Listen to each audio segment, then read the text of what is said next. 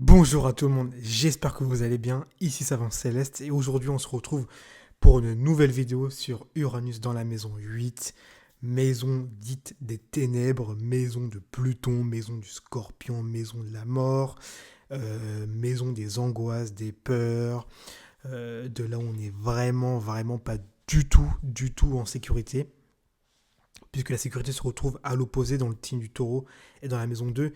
Ici, il va falloir perdre des choses, il va falloir se transformer, il va falloir faire émerger une authenticité. Ok. Mais c'est également une maison d'héritage, comme vous savez, une maison de crise. Alors, c'est vraiment des grandes crises, des dépressions en maison 8.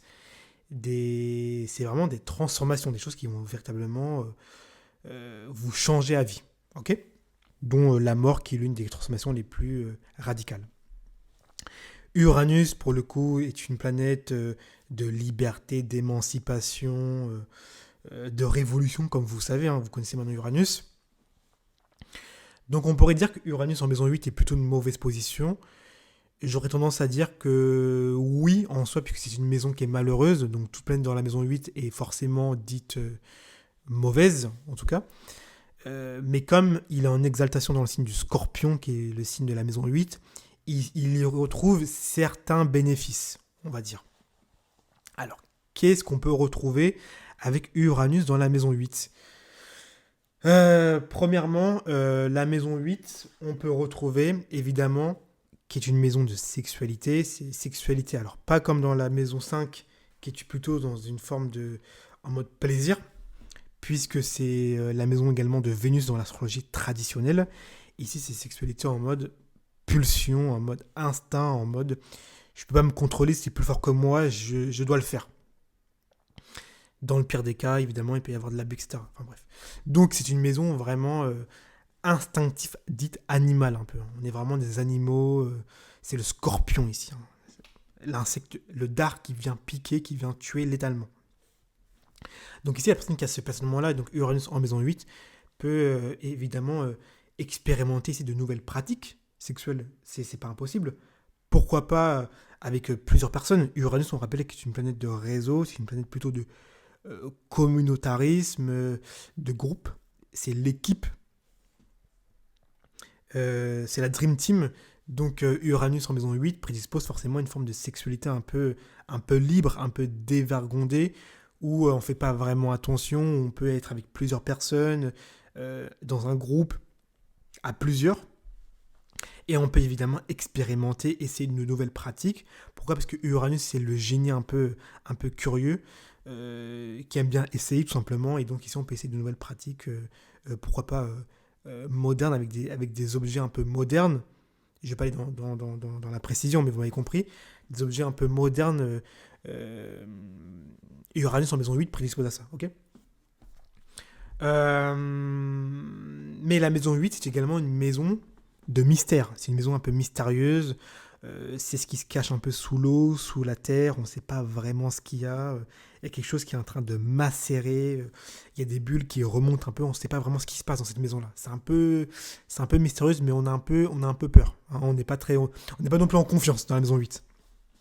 Donc, Uranus en maison 8 peut nous indiquer quelqu'un qui va effectivement s'intéresser au mystère. Quelqu'un qui va justement, lui, au lieu d'avoir peur, il va vraiment aller dans cette énergie-là, il va vraiment creuser, il va élucider, enfin élucider entre guillemets, en tout cas il va s'intéresser au crime, il va s'intéresser à qui a tué qui, vraiment il va être très curieux à ce niveau-là. Et pourquoi je dis ça? Pourquoi je dis que Uranus peut s'intéresser à la psychologie, au mystère? Parce que Uranus, à la base, c'est une planète humaniste. Donc c'est une planète humaniste dans le sens où c'est une planète qui s'intéresse au comportement un peu humain, qui s'intéresse déjà alors, au comportement humain, oui, non, mais qui s'intéresse surtout aux gens en général. C'est-à-dire que c'est la planète de la fraternité par excellence, et donc c'est une planète foncièrement humaine, Uranus. D'où le fait qu'elle se bat pour défendre les droits des gens, en général. Quelle qu'en soit leur race, leur pays, etc., elle se bat pour le droit de l'humain. Les droits de l'homme, c'est Uranus. Donc, Uranus, forcément, va ici s'intéresser au comportement un peu humain, au comportement un peu psychologique. Qu'est-ce qui fait que tel individu agit de telle façon? euh, qu'est-ce qui va faire que telle personne... qu'est-ce qui se cache derrière l'apparence? Qu'est-ce qu'il y a derrière? Qu'est-ce qu'il y a à voir? Et ben, Uranus va être très intéressé par ça, ok? Mais Uranus également représente l'intuition. C'est l'éclair un peu qui vient d'un coup. Mais également, Uranus, c'est le coup de foudre. Donc, dans Uranus, c'est quelque chose d'un peu fulgurant. Ok? Vous m'avez compris. Donc, Uranus, dans la maison 8 prédispose à avoir une forme d'intuition très très fine. Je ne sais pas si vous me comprenez dans ce que je dis, mais c'est quelque chose de très très fort en termes d'intuition. On comprend les agissements des gens, ou alors on les comprend de manière un peu fulgurant. Ça vient comme ça comme un cheveu sur la soupe. On comprend peut-être, on a rencontré quelqu'un, et puis on comprend peut-être 10 secondes après qu'est-ce qui se passe, pourquoi il est comme ça. On arrive à percevoir des choses dans l'invisible. Pourquoi? Parce que la maison 8 représente le scorpion, il représente Pluton, il représente en fait tout ce qui est invisible, tout ce qu'il y a derrière les yeux. C'est le pouvoir caché, c'est le pouvoir des profondeurs, c'est le pétrole, c'est ce qu'il y a sous la terre. Mais c'est des pouvoirs, hein, c'est vraiment des pouvoirs. C'est la sexualité, c'est vraiment des pouvoirs qui peuvent... alors j'allais dire des pouvoirs créateurs, oui, mais c'est des pouvoirs qui peuvent vraiment vous donner un pouvoir sur le monde des vivants. Donc, c'est vraiment pas à prendre du tout à la légère, Pluton et la maison 8. Donc ici, on peut avoir, en analogie avec Uranus, des intuitions vraiment phénoménales. Hein, des intuitions, on comprend des choses quasi de manière un peu innée. Ça vient comme ça, et puis on comprend dans l'invisible. Ok? Évidemment, on peut également parler d'héritage. Je ne sais pas si j'en ai parlé, mais je crois pas, mais avec Uranus en maison 8, vous êtes prédisposé à avoir un héritage du jour au lendemain. C'est-à-dire que vous vous réveillez le matin, boum, vous avez quelqu'un qui est décédé de votre famille, par exemple, ou alors de la famille de votre conjoint, vu que c'est l'argent du couple.